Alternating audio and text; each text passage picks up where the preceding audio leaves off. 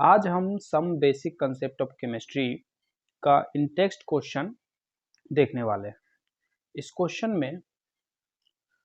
Question को बनाते दौरान जो भी डॉट आएंगे उसको हम सेपरेटली सॉल्व करेंगे, उस डॉट के बारे में हम एक्सप्लेन करेंगे और फिर उस क्वेश्चन को बनाएंगे। जैसे कि पहला हमारा क्वेश्चन है, हाँ, ये एनसीईआरटी बुक का इंटरनल क्वेश्चन है, प्रॉब्लम 1.1।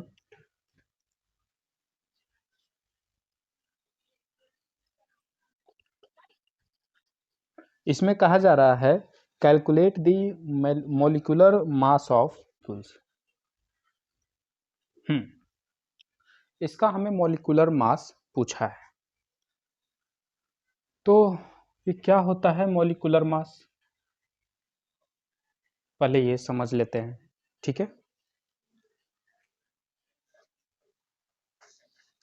कहीं पे लिखा रहता है मॉलिक्यूलर मास, कहीं पे लिखा रहता है मोलर मास, कहीं पे लिखा रहता है एटॉमिक मास। तो क्या डिफरेंस है इन तीनों में? तो पहला क्वेश्चन हमें उठता है, difference between atomic mass, molecular mass और मोलर मास। पहले इन तीनों का डिफरेंस समझते हैं, यही तीन होता है। तो जब कोई एक एटम होगा और उसका मास निकालना होगा तो हमें पूछा जाएगा एटॉमिक मास। ठीक है, हमसे पूछा जाएगा कि इसका एटॉमिक मास क्या है। ठीक है, तो एटॉमिक मास का मतलब होता है मास of one atom, mass of an atom. ठीक, जैसे अगर पूछ दे, अगर उसको बोलना होगा कि एक कार्बन एटम का मास क्या है, तो वो ऐसे नहीं बोलेगा what is the molecular mass of carbon, नहीं, वो क्या बोलेगा, एटॉमिक मास ऑफ कार्बन। ठीक है, example, atomic mass of carbon जो कि होता है 12.011 U होता है। ऐसा क्यों होता है, आगे हम इसके आगे हम देखेंगे। एटॉमिक मास ऑफ हाइड्रोजन भी 1.00 कुछ 4 समथिंग होता है। तो अगर एक एटम का मास का बात किया जाए तो एटॉमिक मास बोलते हैं। सिमिलरली मॉलिक्यूलर मास क्या होता है, similarly molecular mass is a mass of a molecule. तो यहाँ पे समझ में आ रहा होगा कि एक मॉलिक्यूल है ना, लिख दिया है ग्लूकोज मॉलिक्यूल। तो मॉलिक्यूल है और इसका मास जानना चाहता है, इसलिए ये बोला मॉलिक्यूलर मास। अगर ये ग्लूकोज एटम होता तो यहाँ बोलता कैलकुलेट द एटॉमिक मास। ठीक हो गया, ये आगे बढ़ते हैं। अब आता है मोलर मास। मोलर मास क्या होता है, अब जो भी चीज हो, एक मोल अगर होगा वो चीज और उसका मास निकालना हो तो मोलर मास होता है। जैसे वो एटम हो या मॉलिक्यूल हो, कोई भी इन दोनों में से कोई, जैसे कार्बन, अगर मेरे पास एक मोल कार्बन है और उसका मास जो होगा वो मास मोलर मास होगा। ठीक है, तो इसका डिफिनीशन हो जाएगा मास of one mole of substance. अब इस सब्सटेंस में कुछ भी आ सकता है, एटम, मॉलिक्यूल, कंपाउंड, कुछ भी। तो एक मोल अगर कोई एटम है, तब हम एक मोल अगर कोई सब्सटेंस है और उसका मास हमें जानना है तो हमें मोलर मास बोलेंगे। जैसे एटॉमिक मास, एक एटम कार्बन का मास होता है इतना, तो एक मोल कार्बन का मास जो होगा वो मोलर मास होगा। Mass of one mole of carbon is equal to, इसको ऐसे भी बोल सकते हैं मोलर मास ऑफ, कहीं कहीं किताब में लिखा रहता है कार्बन, और ये कितना होता है, 12 ग्राम होता है। जितना आपका U होता है एक एटम का जो वजन होता है और उसी को एक एटम से 1 मोल एटम कर दो तो U के जगह G लग जाता है। ये हर जगह ऐसा होता है। एक एटम का जो किसी का भी एक एटम का जो वजन होता है 1 से 1 मोल पे जाओगे तो U से G लग जाता है। मास ऑफ वन एटम या atomic mass of one atom of hydrogen is 1U। Approx बता रहे हैं, 1U नहीं होता, 1.004 समथिंग होता है। तो mass of one atom of hydrogen is 1U। तो mass of 1 mole of hydrogen मतलब 6.022 into 10 to the power 23 hydrogen का मास क्या होगा, तो 1 ग्राम। ठीक है, 1 मोल मतलब पता ही है, जैसे डजन, अगर हम बोल दें mass of 1 dozen of carbon मतलब सिंपली हम बोल रहे हैं 12 कार्बन का मास। तो वैसे ही 1 मोल ऑफ कार्बन मतलब 6.022 इंटू 10 टू पावर 23 कार्बन की बात कर रहे हैं। मास of 1 mole of hydrogen atom, hydrogen gas की नहीं बात कर रहे हैं, गैस बोलते तो H2 लिख देते हैं। तो एक हाइड्रोजन, 1 मोल हाइड्रोजन का मास मतलब molar mass of hydrogen atom, और कितना हो जाएगा 1 ग्राम। अगर एक एटम का होता तो 1U। तो ये डिफरेंस है एटॉमिक मास, मॉलिक्यूलर मास और मोलर मास में। यहाँ पे एटम की जगह मॉलिक्यूलर भी ले सकते हैं, मॉलिक्यूल भी ले सकते हैं कि जैसे कि एक मॉलिक्यूल का मास कोई एक ले लेते हैं, जैसे कि H2O। एक H2O का वजन कितना होता है, इसको मिटाते हैं, आप इसको नोट कर सकते हो। H2O की बात करते हैं, H2O तो मॉलिक्यूल है हमारा। तो मास ऑफ 1 H2O, इसी को हम कैसे बोल सकते हैं, molecular mass of H2O। Molecular mass लिखा गया मतलब एक H2O, एक मॉलिक्यूल की बात कर रहे हैं। तो मास ऑफ 1 H2O या मॉलिक्यूलर मास ऑफ H2O तो कितना हो जाएगा, हाइड्रोजन का 2 होता है, हाइड्रोजन का एक हाइड्रोजन का 1U होता है, तो यहाँ 2 हाइड्रोजन है तो 2 इंटू 1U। एक ऑक्सीजन का 16U होता है, तो टोटल हो गया 18U। तो ये एक मॉलिक्यूल का 18U हुआ। अब यहीं पे पूछ दें mass of 1 mole of H2O या मोलर मास ऑफ H2O, है ना, मोलर मास ऑफ H2O बोल दे मतलब 1 मोल H2O का वजन कितना हो जाएगा, U से G आ जाएगा बस। और ऐसा क्यों होता है, क्योंकि देखिए एक U का कुछ वजन होता है, ये मशीन से मेजर किया गया वजन है। एक U, हाँ, ये होता है 1.6 into 10 to the power -27 kg।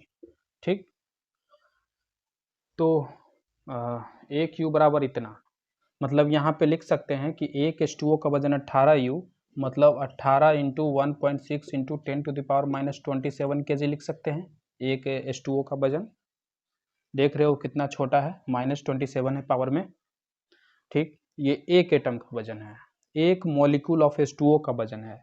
Molar mass of H2O का कहने का मतलब कि एक मोल H2O का वजन मतलब कि 6.022 into 10 to the power 23 H2O का वजन। तो एक H2O का वजन इतना, तो 6.1 H2O का वजन इतना, तो 6.022 into 10 to the power 23 H2O का वजन कितना, तो इतना से मल्टीप्लाई कर देंगे तो 18 into 1.6 into -27 into 6.022 into 10 to the power 23 kg। और अब जब इसको सॉल्व करोगे तो आपको एक मिलेगा, इसलिए ऐसा लिखते हैं। ठीक है, यहाँ तक क्लियर हो गया। एटॉमिक मास एक एटम का मास, मॉलिक्यूलर मास एक मॉलिक्यूल का मास, मोलर मास एक मोल का मास। ठीक, अब आगे बढ़ते हैं।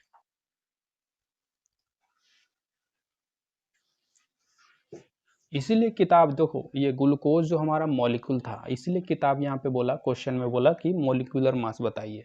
अगर ये एटम होता तो ऊपर लिख देता एटॉमिक मास बताइए। अब आगे बढ़ते हैं। अब हमें कैसे पता चलेगा कि कौन मॉलिक्यूल है और कौन एटम है? हमने तो ये सिखा दिया कि अगर कहीं मॉलिक्यूल होगा तो आप बोल दीजिएगा मॉलिक्यूलर मास बताइए, एटम होगा तो बता दीजिएगा एटॉमिक मास बताइए। हमें कैसे पता चले कि कौन एटम है, कौन मॉलिक्यूल है, कौन कंपाउंड है, किसको एलिमेंट कहते हैं?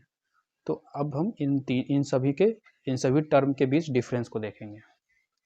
अगला क्वेश्चन ये है, difference between atom, molecule, compound, element, so on. तो देखिए, हमारे इस अर्थ में अभी तक नोन एलिमेंट 118 है, ठीक है। इतना ही एटम है हमारे पास, इतने तरह के मटेरियल हैं या एलिमेंट कह सकते हो। हम इसको एलिमेंट क्यों कह रहे हैं? तो एलिमेंट का मतलब होता है प्योरेस्ट फॉर्म, प्योर सब्सटेंस, ठीक है, जिसमें कोई मिक्सिंग ना हो। फॉर एग्जाम्पल, पहले इस एलिमेंट को समझते हैं। कि देखिए हमारे पास मैटर है, मिक्स हो ना हो उस सबको हम मैटर कहते हैं, ठीक। मैटर दो भागों में बंटता है, एक मिक्सचर और एक प्योर सब्सटेंस।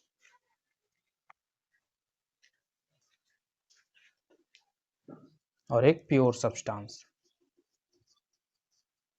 ठीक। अब मिक्सचर दो तीन चीजों से मिला हुआ हो, प्योर सब्सटेंस जिसमें कोई मिलावट ना हो, ठीक।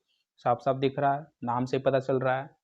मिक्सचर भी आगे दो भागों में बंटता है, एक हो गया होमोजीनियस मिक्सचर और एक हो गया हेट्रोजीनियस मिक्सचर। अब एक एग्जांपल लेते हैं, जैसे कि आपको एक गिलास पानी है और उसमें आपने 2 चम्मच चीनी डाला और चीनी को पूरे अच्छे से मिला दिया, तो ये एक मिक्सचर हुआ, ठीक। और अगर अच्छे से नहीं मिलाया, अच्छा, ये एक मिक्सचर हुआ। अगर आपका चीनी हर जगह यूनिफॉर्मली मिक्स हुआ है तो वो होमोजीनियस मिक्सचर है। पर अगर कहीं पे नीचे अच्छे से नहीं मिलाया हो, तो नीचे ज़्यादा चीनी बैठ गया हो और ऊपर धीरे धीरे ऊपर कम, धीरे धीरे ऊपर आए तो कम चीनी हो, तो ये हेट्रोजीनियस मिक्सचर है। इतना तो पता ही है, ठीक। एक सवाल यहाँ पे हम पूछते हैं कि एक गिलास पानी में 2 चम्मच चीनी डालें तो मिक्सचर तैयार हुआ, ठीक है, उसे मिक्सचर कहेंगे, उसे वो शरबत बना हमारा, ठीक। अगर हम 3 चम्मच चीनी डाल दे तो शरबत नहीं बनेगा? तब भी शरबत बनेगा। 1 चम्मच चीनी डालें तो तब भी शरबत बनेगा। तो ये डिपेंड नहीं करता आप कितना पानी लिए, कितना चीनी लिए, बस मिला दो, मिक्सचर तैयार। अच्छा से मिल गया होमोजीनियस, सही से नहीं मिला है, कहीं पे ज़्यादा कहीं पे कम, तो हेट्रोजीनियस मिक्सचर, ठीक। बट प्योर सब्सटेंस कहता है यस, हम मेरे में भी मिक्सचर होते हैं, मुझ में भी 2-3 तरह की चीज़ें मिलती हैं, पर एक फिक्स्ड रेशियो में मिलती है और इस वजह से एक फिक्स्ड चीज़ बनी रहती है। अगर वो आप रेशियो बिगाड़ दोगे तो फिर वो अलग चीज़, अलग का अलग बन जाएगा। फॉर एग्जाम्पल, पानी की बात किए थे शुरू में एग्जाम्पल में, हाइड्रोजन और ऑक्सीजन का मिश्रण है, हाइड्रोजन अलग चीज़ है, ऑक्सीजन अलग चीज़ है, ठीक। दोनों को मिलाएं तो 2 हाइड्रोजन और 1 ऑक्सीजन एटम मिलाएंगे तभी पानी बनेगा। गड़बड़ किए नंबरिंग में, 3 हाइड्रोजन ले लिए या 2 ऑक्सीजन ले लिए, ऐसा कुछ गड़बड़ किए तो पानी नहीं बनेगा, कुछ और बनेगा, नहीं तो नहीं बनेगा कुछ। तो इसलिए वो प्योर सब्सटेंस है। पानी अलग चीज, ऑक्सीजन अलग चीज, मिला और मिलकर एक अलग ही चीज बना, उसके जैसा कोई नहीं है दुनिया में। That's why this is pure, water is pure substance. समझ रहे हो मेरी बात? इसमें अलग चीज नहीं बना था, शरबत एक अलग टेस्ट था, उसमें टेस्ट में था अलगपन, बट पानी और चीनी का मिला हुआ था, उसमें हम दोबारा उसको अलग कर सकते हैं, पर H2O को नहीं कर सकते हैं। इसको बाय सिंपल मेथड से हम कर सकते हैं, बाय फिजिकल मेथड, इसको नहीं कर सकते बाय फिजिकल मेथड से अलग। तो ये इसलिए हम उसको प्योर बोले क्योंकि नई चीज बन गई। ठीक है, ये यहाँ पे रिएक्शन नहीं हुआ, पानी का चीनी से मिलना कोई रिएक्शन नहीं होता। तो ये प्योर सब्सटेंस दो भागों में बटा, एलिमेंट, कंपाउंड।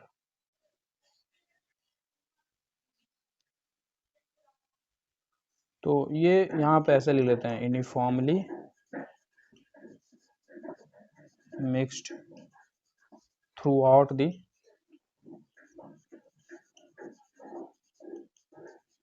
सॉल्यूशन, और इसमें नॉन यूनिफॉर्मली। ठीक है, आप डेफिनेशन बना सकते हो इजीली। एलिमेंट और कंपाउंड को देखते हैं। तो एलिमेंट भी प्योर सब्सटेंस है, कंपाउंड भी प्योर सब्सटेंस है, और इन दोनों में अंतर है। इन दोनों में अंतर क्या है वो हम आगे देखते हैं। मिक्सचर में क्या होता है कि आपका जो कंपोनेंट यहाँ किसको बोल रहे हैं, सोल्यूट और सॉल्वेंट को।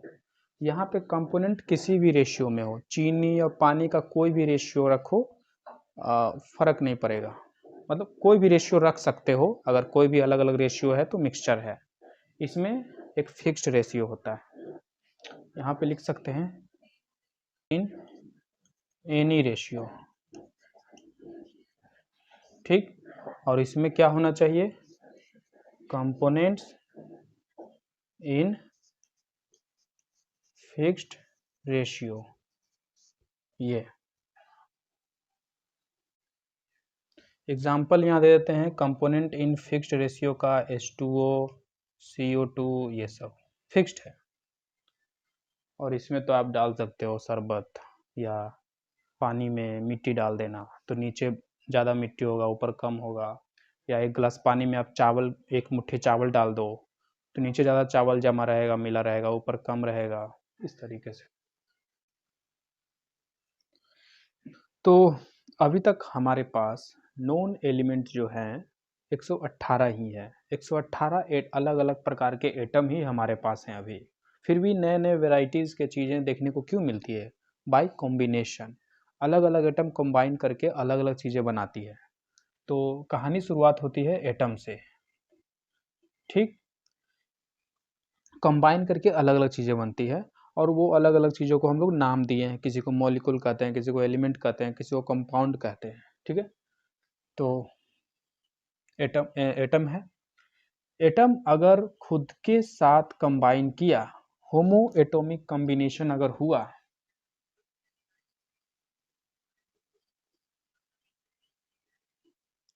तो क्या बनेगा, मॉलिक्यूल। जरूरी नहीं है, अलग अलग एटम भी कंबाइन करके जो बनेगा, हेट्रो एटॉमिक कॉम्बिनेशन में भी जो बनेगा, उसे हम मॉलिक्यूल कहेंगे, और इसे भी हम मॉलिक्यूल कहते हैं। ठीक, बट इसमें सिर्फ सेम एटम होंगे, इसमें अलग अलग एटम होंगे। अब मॉलिक्यूल दो तीन प्रकार के होते हैं, बहुत प्रकार के होते हैं, अगर उसके नंबर ऑफ एटम के अनुसार देखें तो बहुत प्रकार के होते हैं। कह सकते हैं mono atomic molecule, mono atomic molecule.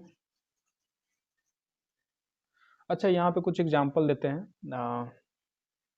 अच्छा आगे देंगे, यहाँ पे दे देंगे। मॉलिक्यूल के दो तीन प्रकार दे देते हैं और देते हैं यहाँ पे। और फिर die atomic molecule,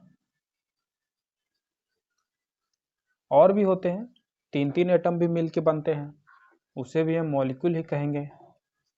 try atomic molecule, try atomic molecule. और भी एक सल्फर एसेट, याद होगा आपको।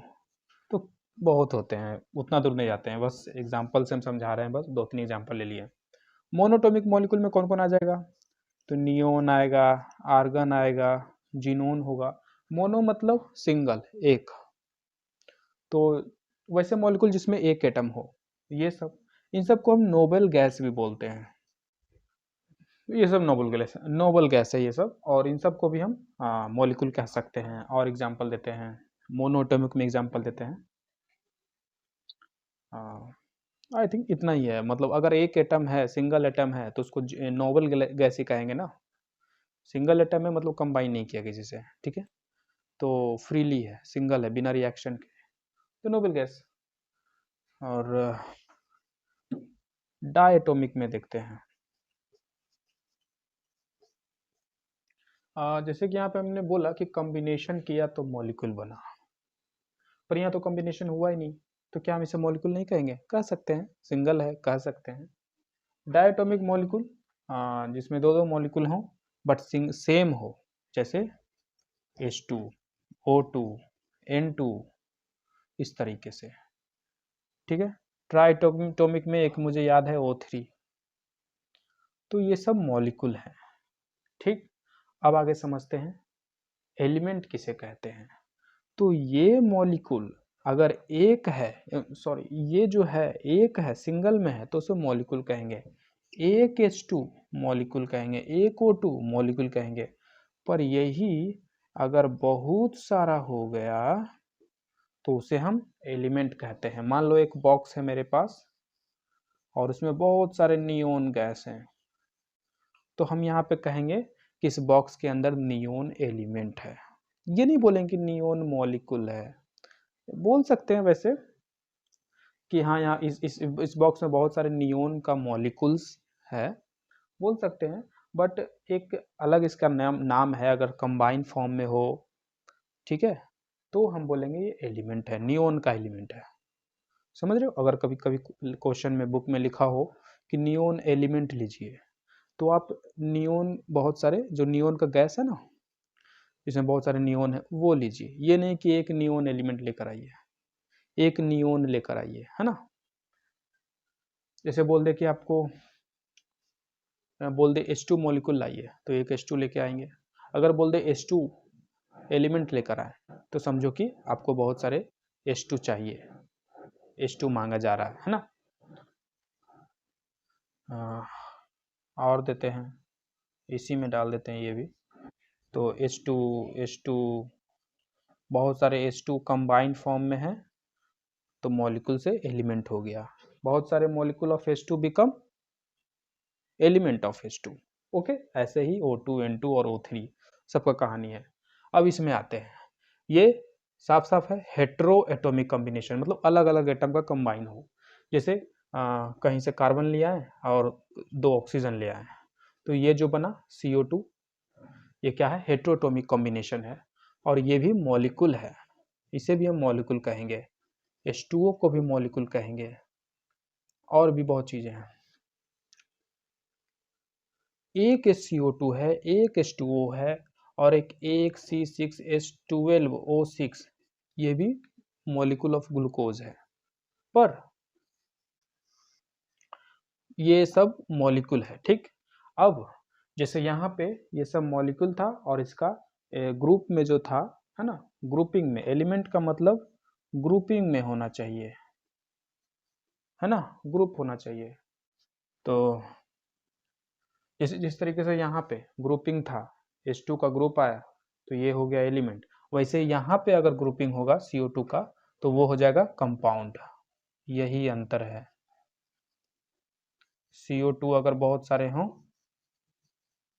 तो ये सब कंपाउंड है।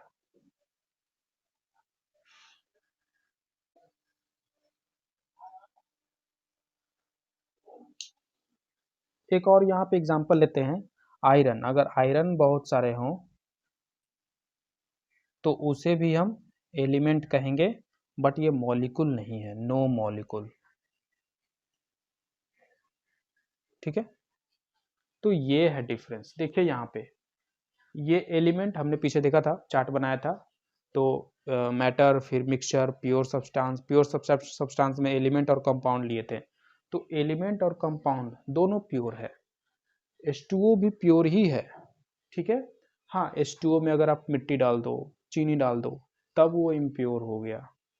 ओके, तो ये प्योर है, H2O प्योर है, H2N2 ये सब प्योर है। तो क्वेश्चन करे कि अगर यहाँ तो ये कैसे प्योर है, इसमें तो मिश्रण है, मिक्स है ना, हाइड्रोजन और ऑक्सीजन का। हाँ मिश्रण है, बट फिर भी प्योर है, क्योंकि इसमें फिक्स्ड रेशियो में मिश्रण है, फिक्स्ड रेशियो में मिक्स्ड है। अगर इस रेशियो को ऊपर नीचे किए तो पानी का कुछ और बन जाएगा, पानी नहीं बनेगा। तो इसमें सिर्फ एक एक हाइड्रोजन अलग उसका गुण है, ऑक्सीजन अलग गुण है, पर बना क्या, पानी, जो कि दोनों से अलग गुण है। हाइड्रोजन एक जिसमें अगर आप उसको फायर से टच कराओ, फायर उसको दो तो और जलेगा। ऑक्सीजन भी फायर को और जलाएगा, फायर और बढ़ाएगा। पानी दोनों को बुझाएगा, एक अलग ही गुण है इसका। और वही गुण हर जगह है, ऐसा नहीं कि गुण बदल रहा है। अगर वही गुण पूरे पानी में है, एकदम प्योर है, तभी उसको कहेंगे प्योर है, पर मिला दिए कुछ अलग से तो वो मिक्सचर है। तो CO2 हर जगह CO2 है, कार्बन अलग है, ऑक्सीजन अलग है, बट दोनों एक फिक्स्ड रेशियो में मिला है ना। एक सिंपल ट्रिक है आपको पता करने का कि कौन सा मिक्सचर है, कौन प्योर सब्सटेंस है। तो ये देखो कि अगर उसका हम जो रेशियो है वो अगर चेंज किए तो चीज़ें बदलेगी कि नहीं बदलेगी। शरबत जो था मेरा, उसका रेशियो आप बदल दो, 2 गिलास पानी ले लो और 1 चम्मच चीनी ले लो, तब भी शरबत ही बनेगा। पर पानी और कार्बन डाइऑक्साइड में ऐसा नहीं होगा, तो इसलिए ये प्योर सब्सटेंस है। तो एलिमेंट कंपाउंड दोनों प्योर सब्सटेंस है, और सेम टाइप ऑफ एटम से कंबाइन करके जो बनेगा, जो बहुत सारे होंगे, ग्रुपिंग में होंगे, उसे एलिमेंट कहेंगे। और अलग अलग टाइप के एटम से मिलके जो बनेगा उसे हम कंपाउंड कहेंगे। सिंगल फॉर्म में रहेगा तो मॉलिक्यूल, ग्रुपिंग में रहेगा तो कंपाउंड, सिंगल में रहेगा तो मॉलिक्यूल, ग्रुपिंग में रहेगा तो एलिमेंट। यही है डिफरेंस एलिमेंट और कंपाउंड में। तो अब हम वापस अपने क्वेश्चन पे आते हैं। आप एलिमेंट को इस तरीके से डिफाइन कर सकते हो, जैसा कि हमने अभी ऑब्जर्व किया, अभी हमने बात की, उस हिसाब से आप डिफाइन कर सकते हो। एलिमेंट क्या है, एक प्योर सब्सटेंस है। तो यहाँ लिख लो पहले, a pure substance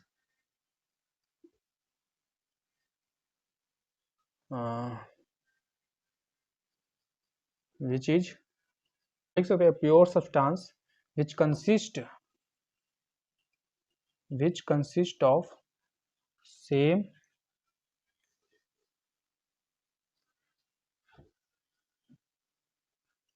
same type of particle या एटम। पार्टिकल की जगह हम एटम कह रहे हैं, पार्टिकल कहने का मतलब एटम। एग्जाम्पल, H2 एलिमेंट है, मतलब H2 1 H2 is molecule, but group of molecule of H2 is element. आप समझ रहे हो इस चीज को, है ना। H2 हो गया, O2 हो गया, N2 हो गया, ये सब, ठीक है, etc। ये है एलिमेंट जिसमें सेम तरह के पार्टिकल हों, तो वो एलिमेंट है, ठीक है। और देखो वो तो मॉलिक्यूल भी हो सकता है ना, सेम तरह का पार्टिकल मॉलिक्यूल, बट यहाँ पे लिख दिया ना प्योर सब्सटेंस, तो सब्सटेंस कहने का मतलब एक थोड़ी ना होगा, बहुत सारे ग्रुपिंग होगा उसी से ना। तो इस सब्सटेंस से कहने का मतलब, सब्सटेंस से यहाँ पता चल रहा है कि ग्रुप ऑफ डाइट मॉलिक्यूल, है ना। नोट, यहाँ नोट डाल देते हैं, 1H2 is called a molecule of H2, molecule of H2, and group of H2 is called element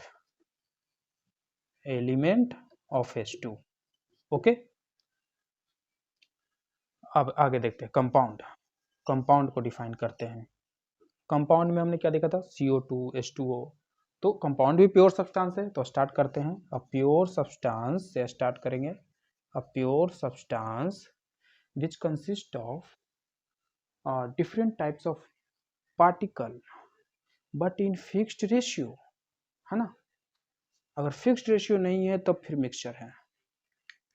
a pure substance which consist of different types of particle, atom लिख देते हैं, atom but in fixed ratio. Example क्या क्या हो जाएगा, H2O, CO2, ये सब। और यहाँ पे फिर एक H2O is a molecule and group of H2O is compound. तो ये है डिफरेंस। एक बार लास्ट में समराइज कर लेते हैं, एक है ना, इस बातों को।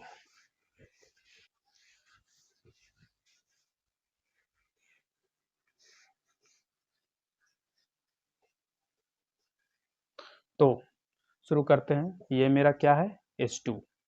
H2 क्या है, ये क्या है, एक H2।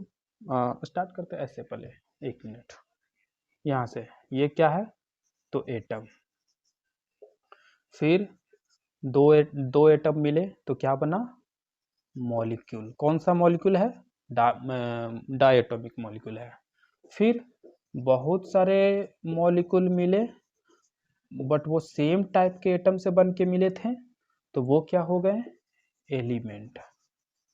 ठीक, फिर आगे चलते हैं। इसी एलिमेंट में ऑक्सीजन भी डाल दिए तो सब अब H2O बन गया, है ना।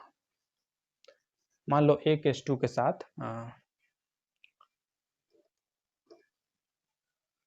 यहाँ से कहानी शुरू करते हैं, इससे शुरू करते हैं, इस H2 से ऑक्सीजन के साथ रिएक्ट करा दिए तो ये क्या बना, ये बन गया, ये भी मॉलिक्यूल ही है ना।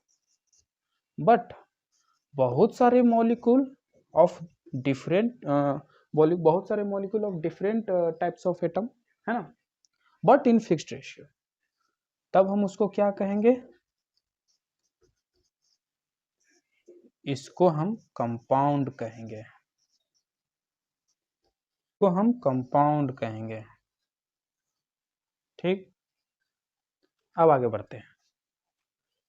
अगर एक क्वेश्चन पूछते हैं, एक ग्लास है मेरे पास, ठीक, और इसमें बहुत सारे पानी है, वाटर है, तो इस वाटर को हम क्या कहेंगे, मॉलिक्यूल, एटम, क्या कहेंगे, एलिमेंट, कंपाउंड, क्या कहेंगे, तो ये कंपाउंड है क्योंकि H2O है।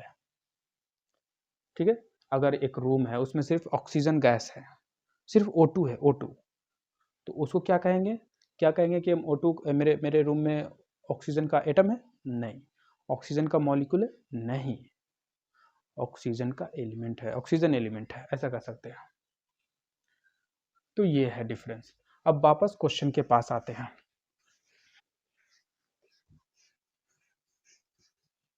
तो क्वेश्चन में क्या था कि मेरे पास एक ग्लूकोज था,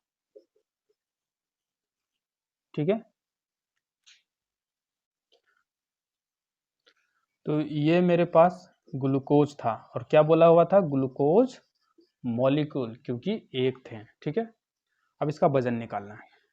अब आपको समझ में आ रहा होगा क्या था क्वेश्चन देख लेते हैं एक बार, पूरा क्वेश्चन लिख लेते हैं और देखते हैं कोई चीज छूटा तो नहीं, है ना।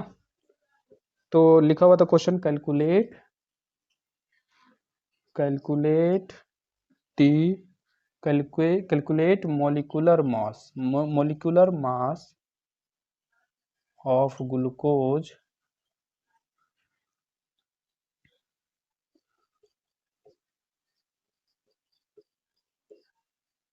मॉलिक्यूल। देख रहे हो, ग्लूकोज मॉलिक्यूल लिखा है, क्यों लिखा है, क्योंकि एक है। यही अगर ढेर सारे ग्लूकोज होंगे तो हम लोग क्या बोलेंगे, बहुत सारे ग्लूकोज होंगे तो एलिमेंट, और कंपाउंड बोलेंगे, क्योंकि अलग अलग प्रकार के एटम से मिलके बनाना। तो अब कोई ऐसा, इस क्वेश्चन में कोई ऐसा टर्म नहीं बचा है जो डॉट है। अब आगे निकालते हैं। इसका मास पूछा है, एक मॉलिक्यूल का मास। तो जितने जितने चीज़ें हैं इसके अंदर, 6 कार्बन है, 12 हाइड्रोजन है, सबका निकाल लेते हैं और फिर जोड़ देंगे। तो 6 कार्बन है, एक कार्बन का मास क्या होता है? अब आप देखिए, जो हमने आपको पहले सिखाया है वो उसको अभी आपसे हम पूछते हैं, ठीक है। एक कार्बन का वजन, मास ऑफ वन कार्बन, क्या हम इसे कह सकते हैं एटॉमिक मास ऑफ कार्बन, है ना। तो यही चीज़ है, इसलिए हम पीछे ये सब बातें बताएं कि आप खुद से लिख सको। टीचर सर लिख देते हैं मॉलिक्यूलर मास ऑफ कार्बन, कहीं पे लिख देते हैं मोलर मास ऑफ कार्बन, कहीं पे लिख देता है एटॉमिक मास ऑफ। तो आप भी इस तरीके से जज करो कि कहाँ पे क्या लिखाएगा। तो आप लिख सकते हो ऐसे, एटॉमिक मास ऑफ कार्बन। आप यहाँ मत लिखना molecular mass of carbon, molecular mass of carbon नहीं, एटॉमिक मास ऑफ कार्बन मतलब एक एटम कार्बन का मास, एक कार्बन एटम का मास कितना होता है, कितना होता है। तो ये पहले पता करना होगा। अब यहाँ पे फिर आगे हम एक्सप्लेन करेंगे कि कैसे पता करते हैं।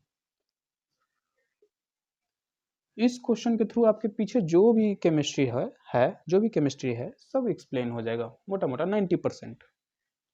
तो एक कार्बन एटम का मास कितना होता है, तो इसका एक ट्रिक है मेरे पास।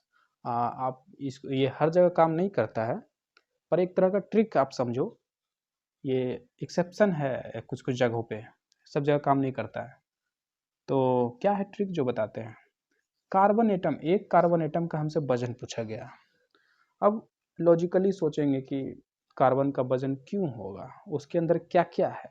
कार्बन एटम का, किसी भी एटम का वजन क्यों होता है, उसके अंदर क्या क्या है। तो उसके अंदर इलेक्ट्रॉन है, प्रोटॉन है, न्यूट्रॉन है। तो इन तीनों की वजह से वजन जो होगा वही कार्बन एटम का वजन होगा। तो एक कार्बन एटम के अंदर 6 इलेक्ट्रॉन है, 6 प्रोटॉन है और 6 न्यूट्रॉन है। एक इलेक्ट्रॉन का वजन कितना होता है, एक इलेक्ट्रॉन का वजन 0.0000 कुछ यू होता है, यू एम यू। तो हम उसको 0 मान लेते हैं, ठीक है। वो 0.00 आप सर्च करोगे नेट पे तो आपको मिलेगा, मुझे एग्जैक्ट याद नहीं है। एक प्रोटॉन का वजन कितना होता है, तो फिर अगेन आप सर्च करोगे तो आपको मिलेगा अप्रोक्स 1 यू के बराबर मिलेगा, कुछ है मुझे पता नहीं, बट 1 यू होता है। तो 6 यू टोटल हो गया, 6 प्रोटॉन का, एक प्रोटॉन का 1 यू के बराबर लगभग होता है। तो 6 प्रोटॉन का 6 यू। इसी तरीके से न्यूट्रॉन का भी, न्यूट्रॉन और प्रोटॉन का सेम मास होता है ये। तो टोटल हो गया 12 यू। तो हम कह सकते हैं एक कार्बन एटम का वजन 12 यू होता है, और 1 यू बराबर आप देखे ही थे 1.6 इंटू 10⁻27 kg होता है। तो हम यहाँ लिख सकते हैं कि atomic mass of carbon is 12 you. पर ये हर जगह सही नहीं है। कहाँ पे सही नहीं है, क्लोरीन के पास। क्लोरीन में कितने इलेक्ट्रॉन होते हैं। अच्छा, ये कैसे पता करते हैं कितने इलेक्ट्रॉन होते हैं, कितने प्रोटॉन होते हैं। भाई एटॉमिक नंबर, उसके एटॉमिक नंबर से पता करते हैं। तो क्लोरीन का 17 एटॉमिक नंबर है, तो क्लोरीन में 17 इलेक्ट्रॉन होगा, 17 प्रोटॉन होगा, 17 न्यूट्रॉन होगा, और इलेक्ट्रॉन 0.000 कुछ यू होता है। तो फिर हमेशा ये 0 ही कंट्रीब्यूशन इसका रहता है। एक प्रोटॉन का 17 यू तो टोटल, एक प्रोटॉन का 1 यू तो total 17 you. Similarly 17 you, 34 you. But atomic mass of chlorine होता है 35 यू। यहाँ पे थोड़ा सा फेल हो जाता है। ये जो हमने इस तरीके से जो निकाला, लॉजिकली तो ठीक लग रहा है, बट ये सही तरीका नहीं है निकालने का, ठीक है। एक्चुअल वैल्यू जो होता है एटॉमिक मास कार्बन का, वो होता है 12.011 यू होता है, ठीक है। तो ये कैसे आता है ये हम देखते हैं अभी, ठीक है।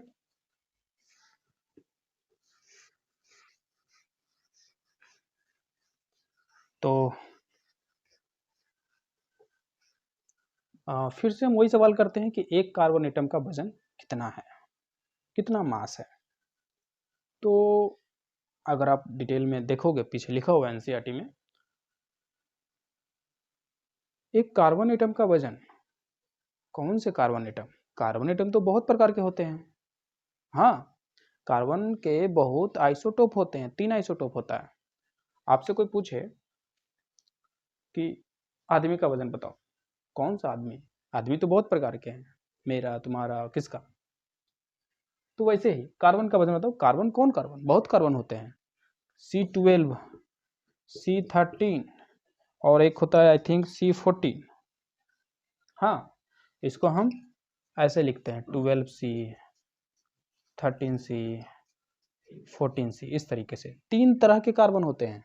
ये सब क्या है? ये सब आइसोटोप है कार्बन का। ठीक है, आइसोटोप कहने का मतलब कि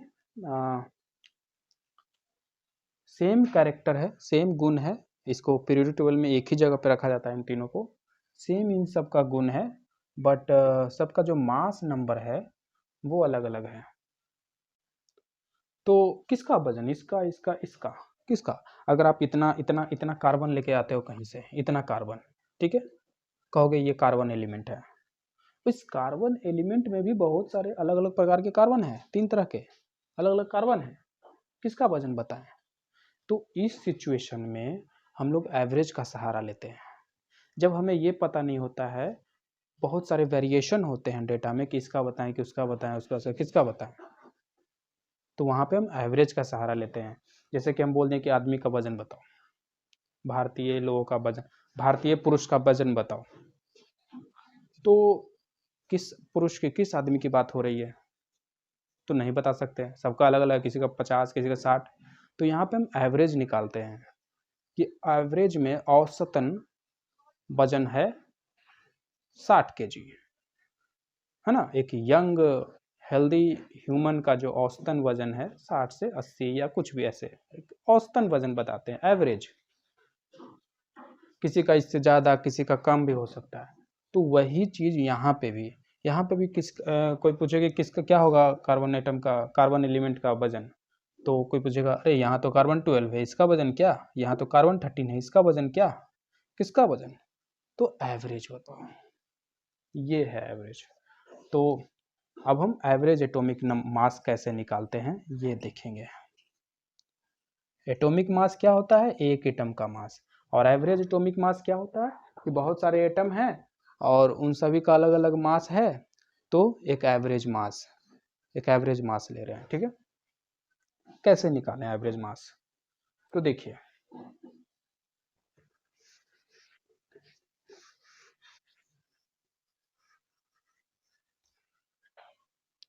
तो एक हम यहाँ टेबल लिख रहे हैं। टेबल में ये आपके केमिस्ट्री बुक में ये टेबल होगा, 12C, 13C, 14C। फिर उसके बाद रिलेटिव अबंडेंस, ये क्या है? मतलब कौन सा एटम कितना ज़्यादा है, उसका कितना परसेंटेज ज़्यादा है, कौन कितना परसेंटेज है, कौन कितना परसेंट है ना। 12C कितना परसेंट है, जो हमने इतना इतना मास लाया, हमने इतना कार्बन लाया, ठीक है। इस कार्बन में कितना परसेंट 12C है, कितना 13C है ना। तो उसको परसेंटेज में दिया है यहाँ कि 98.892 कितना होगा, 1.108। और ये कितना परसेंट होगा 14C, 2, ये तो बहुत कम होगा, इतना। फिर अगला टेबल है, इसमें बताया है एटॉमिक मास, सबका एटॉमिक मास बताया है। मतलब एक 12C का कितना मास होता है, तो 12 होता है, 12U AMU में बताया है, ठीक है। एक 12C का वजन होता है 12U। ये कैसे निकाला होगा? तो ये स्पेक्ट्रोमीटर एक मशीन होता है, उसी की हेल्प से। उसी तरीके से इसका कितना एटॉमिक मास है, तो इसका है 13.00335 और इसका 14.00317 हो गया इतना। अब हम निकालते हैं एवरेज एटॉमिक मास।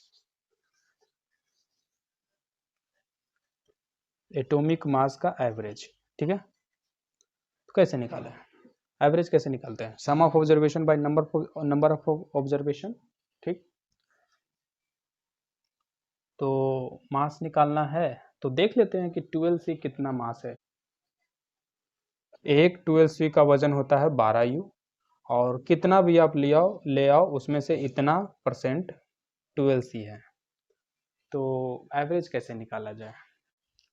तो देखिए, हम मान लो इतना कार्बन लेके आए, ठीक है, और इसमें बहुत सारे ये तीनों हैं। यहाँ लिखा हुआ है 12C का इतना परसेंटेज है, मतलब कि अगर 100 कार्बन एटम इसके अंदर हैं तो उसमें से 98.892 कार्बन एटम 12C का होगा, 1.108 कार्बन 13C होंगे। इतने नंबर ऑफ कार्बन होंगे 13C का, ठीक है। और एक 12C का वजन हम जानते हैं 12U, इतना 12C होगा तो इतना इंटू 12U, है ना। मान लो मेरे पास 100 कार्बन एटम है तो 98.892 इंटू 12U, फिर 13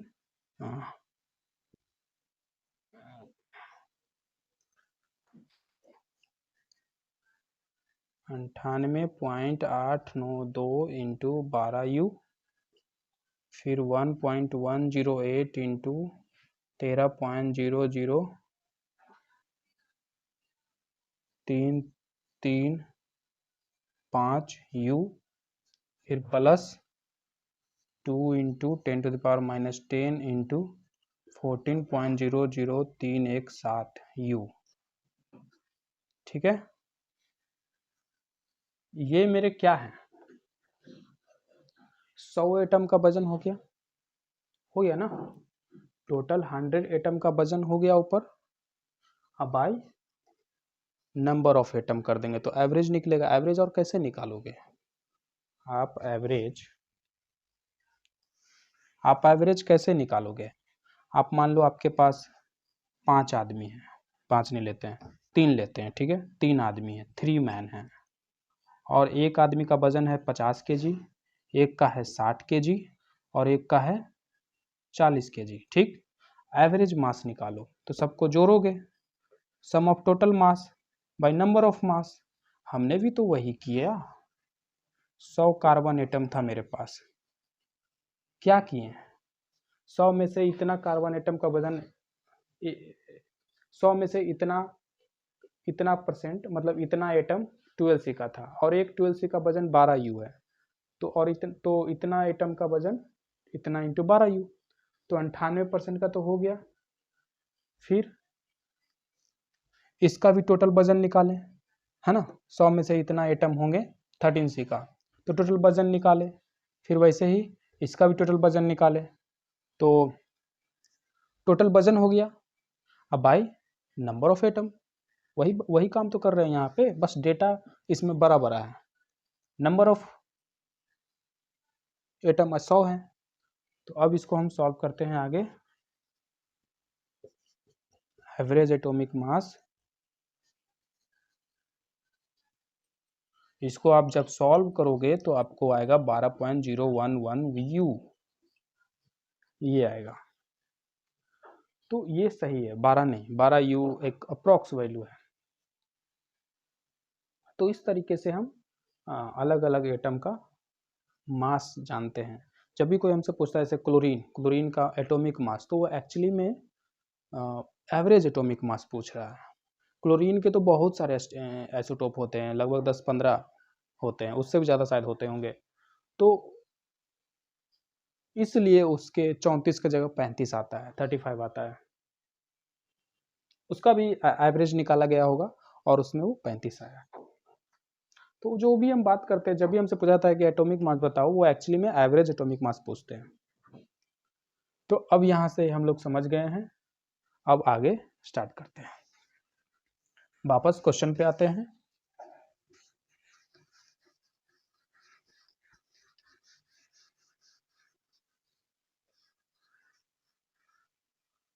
तो फिर से आते हैं, तो एक कार्बन एटम का वजन क्या है, मतलब atomic mass of carbon is 12U। मेरे पास 6 हैं, तो सिंपल लिखते हैं मास ऑफ 6 कार्बन 72U, है ना। इसको ऐसे इसको इस तरीके से बनाते हैं, 6 कार्बन है, एक कार्बन का 12U, तो 6 कार्बन का 6 × 12U प्लस एक हाइड्रोजन एटम का एटॉमिक मास क्या है, मतलब एवरेज एटॉमिक मास क्या है। तो हाइड्रोजन एटम का 1.008 होता है, ठीक है, पर हम 1 लेके चलेंगे, ठीक है। तो एक हाइड्रोजन एटम का वजन होता है 1U, मेरे पास 12 है तो 12U। 6 का, तो एक ऑक्सीजन एटम का एटॉमिक मास होता है, आप कैसे निकालोगे, तो एक तरीका बताए थे ट्रिक। ऑक्सीजन में 8 इलेक्ट्रॉन, 8 प्रोटॉन, 8 न्यूट्रॉन, ये तो खत्म, तो 8 8 16U, तो 16U, और 6 हैं तो 6 × 16U। अब इसको सॉल्व करो, 72U, 12, 96U, 2 2 4, ये 4 नहीं है, ये U है, ये 2 2 4 6 10, 7 1 8 8 9 17 1 18, 180U। आंसर में दिया हुआ है 180.162U। बात एक ही है, ठीक है। क्योंकि हमने अप्रॉक्स लिया ना, इसलिए थोड़ा ऐसा आया। तो इस तरीके से हम मॉलिक्यूलर मास निकालते हैं। तो यहाँ पे हमने क्या क्या सीखा आज, हमने सीखा एटॉमिक मास किसे कहते हैं, मॉलिक्यूलर मास किसे कहते हैं, मोलर मास किसे कहते हैं, इन सब का डिफरेंस देखा। फिर उसके बाद मॉलिक्यूल, एलिमेंट, कंपाउंड किसे कहते हैं, डिफरेंस देखा इन सब के बीच। फिर उसके बाद एवरेज एटॉमिक मास निकालना सीखा। फिर एक ट्रिक भी देखे थे कि किस तरीके से एटॉमिक मास किसी का निकालते हैं, जिसमें क्लोरीन एक्सेप्शन में था। तो इतने सारी चीज़ों का आज हम बात किए। तो मिलते हैं किसी नेक्स्ट क्वेश्चन में, नेक्स्ट वीडियो में किसी नेक्स्ट क्वेश्चन के साथ।